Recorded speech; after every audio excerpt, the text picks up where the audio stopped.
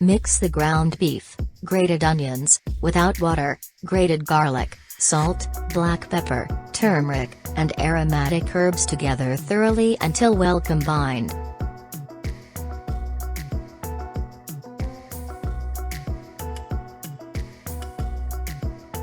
Then shape them into patties and fry them on both sides until browned.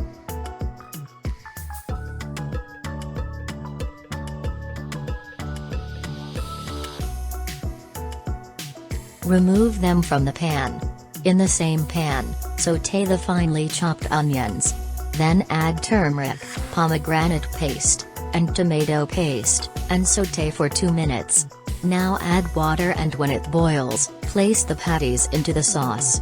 Season with a little salt and black pepper and let the patties absorb the sauce and the sauce thicken.